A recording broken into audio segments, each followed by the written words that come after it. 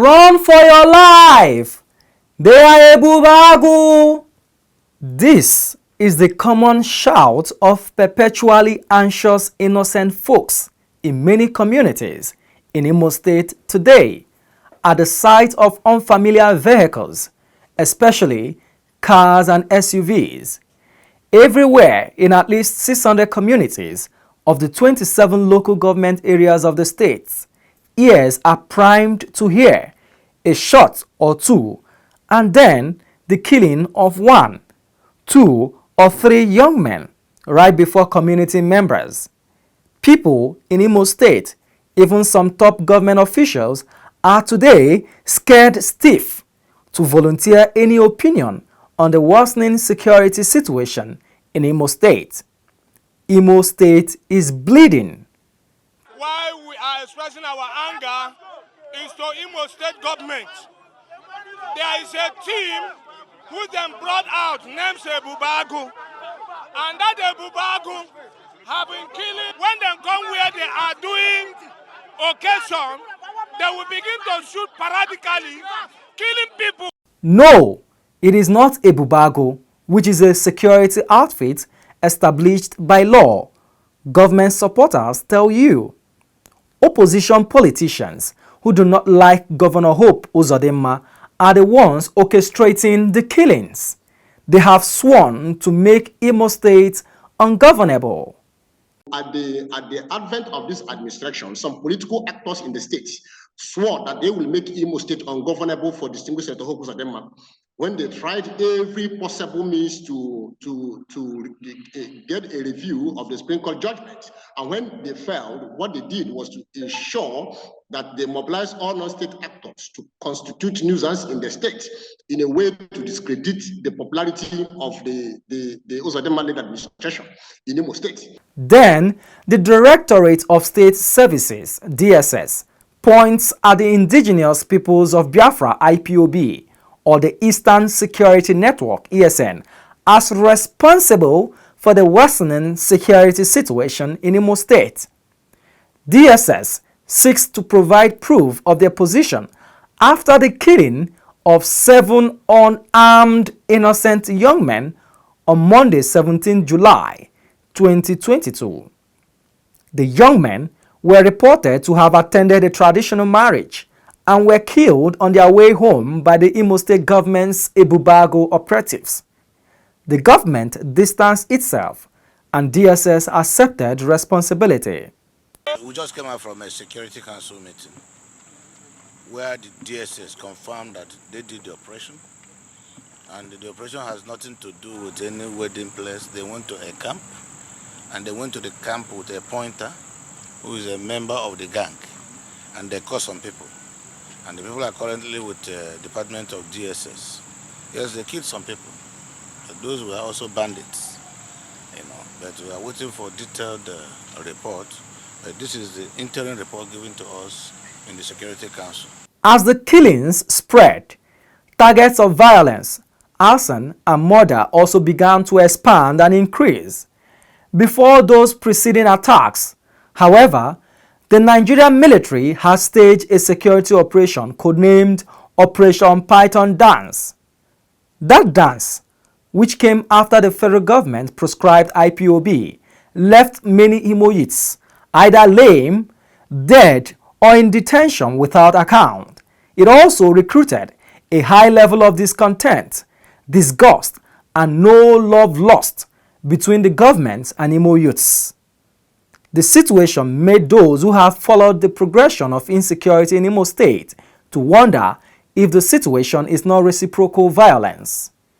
It seems, however, that the coming of Hope Uzodinma as governor gave a murderous twist to the entire situation. The killing of the 7 young men happened right under his watch. The killing of Ahmed Gulak, the former advisor to former President Goodluck Jonathan, happened under his watch. The invasion of Imo Correctional Center, freeing of over 1,800 inmates, and bombing of the headquarters of Imo State Police Command happened under his watch. The governor first told the world that those attacking Imo State were not from Igbo land.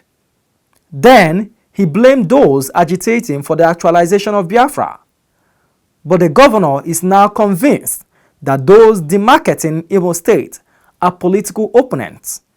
The governor finds support in his party, the All Progressives Congress, APC. Once the election has happened, you use every legal measure. You prosecute your election matters at its final conclusion. You go home and prepare for the next election. That is the history of Imo State. But some people vowed that since they have missed the football, that they will not miss their foot. So since they missed the government house, they will make government house, they will make Imo ungovernable for the state government. The governor has said so. But political in what sense? Who are the sponsors? What do they intend to achieve? But, when you begin to create fear within the people, not to come out, a lot of people during the Christmas, they didn't go home. And so they seem to be succeeding in their aims of creating that fear. And when you create fear among the populace, government will be seen to be unpopular. And you undermine the government. About 3 weeks ago, Governor Hope Uzodimma headed to the presidency. His mission to acquire more lethal weapons to deal with those making Imo State the new center of violent crime. He asked President Muhammadu Buhari to deploy technically controlled weapons in his state to deal with insecurity once and for all. I brought the greetings from my people to also thank him for the various supports he gave to us during this our period of security challenges, and then appeal to him for a further support to support us with some technological deployments we have planned to be able to do an advanced kind of security control in the southeast. The main opposition party, PDP, says, however, that Governor Hope Uzodimma is sold on big boot tactics in his political contest. They say his lack of capacity and his wrong attitude to dissenting opinion have commended the present situation to the governor. In other words, PDP thinks that the governor contrived the present situation. There are ways he could have consolidated power. One was through service delivery. If you have a Governor Hope Uzodimma who has done well to win the heart of Imo people, you could have also achieved legitimacy through that. So having failed to perform and execute any tangible project that could win the heart of the people, he now resorts to violence, the use of state apparatus, the use of state machinery, the state resources, all the instruments of state power to intimidate Imo people and to cow them into submission. And as opposition party, we have told Imo people that this will be resisted and it will never happen. Labour Party in Imo State has brought a third voice into the state of insecurity in Imo State. The idea behind Ebubago, when Ohaneze suggested or recommended that Ebubago Security House should be set up, is that people from the localities, people from Igbo land, people from Imo State, you use people from Imo State, people from the different localities to form this Ebubago security outfit. Not because they are going to take up arms and maybe begin to shoot people who they deem are criminals. The major aim was for intelligence. But unfortunately, it appeared the governor hired mercenaries to torment his people, to kill his people. In this maze of finger pointing, one caustic voice has remained loud and consistent. The voice of the spokesperson of the Coalition of United Political Parties, CUPP, Ikenga Ugochinyere. A member of the opposition People's Democratic Party, Ugochinyere has called out the state governor for underhand political strategy and not being far away from General Abacha's security paradigm. No insecurity goes on for long without the hand or support of the government being in it. He has also called out the governor for trying to manipulate the voter registration in what today is known as the Omoma Magic. The agents of the Imo State government took exception to Ugochinyele's loudmouth and his spewing of guarded election victory on the hand matters. Like the witch crying in the night and the baby dying in the morning, Ugochinyele's country home was reduced in an attack that involved over 20 invaders. The spokesperson of opposition coalition CUPP, and who is also the candidate of my party for Idato Federal Constituency, Imo Ugochinyele, was attacked. 3 persons murdered, about 32 vehicles bombed down, including his uncle, killed. And he escaped death by a whisker. And what did the governor do? He came out, oh, Kumbaya, I saw an agreement between Imo Ugochinyele and the unknown gunmen that elections will not hold. And the Ikenga violated the agreement by proceeding with the elections. And that's why the unknown gunmen attacked him. Can you imagine the kind of infantile explanation a governor of the state is giving about the attack on his own citizens? A particular aide of the governor, Mr. Chinas Awanere, he said he's accused of leading groups of armed men to arrest people.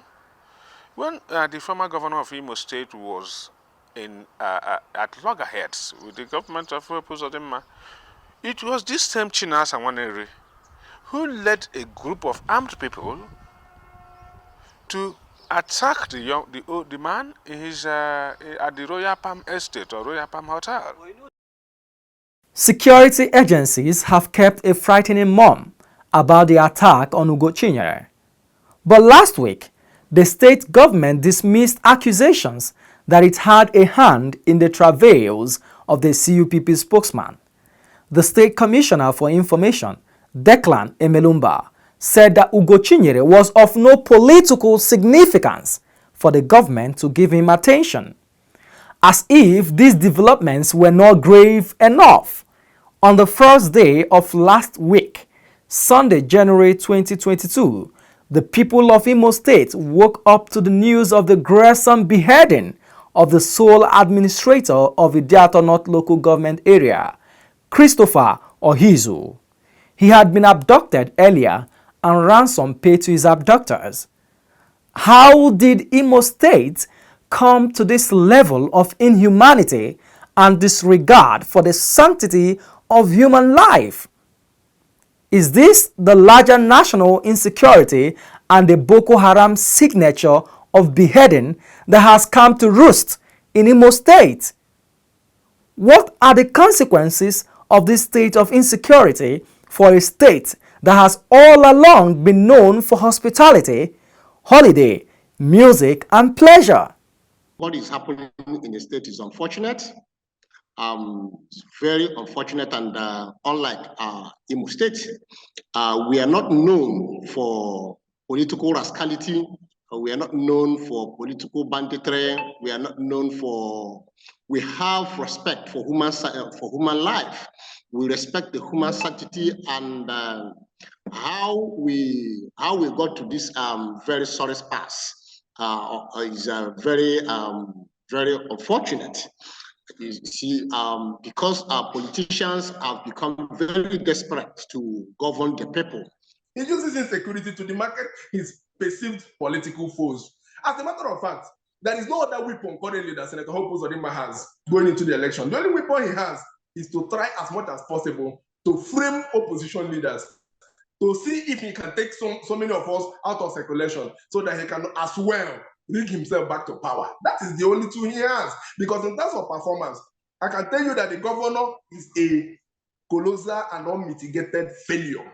With so many of the insecurity riddles remaining unresolved, Imo State faces a bleak prospect, not just in the elections which begin next month, but in its economy, its social life and general development. It is a prospect that should worry the state government and be of concern to the people. It requires a rethink and collective action, devoid of partisanship or being answerable to an external interest. In Abuja, Marvelous Obomanu for the Signature Show.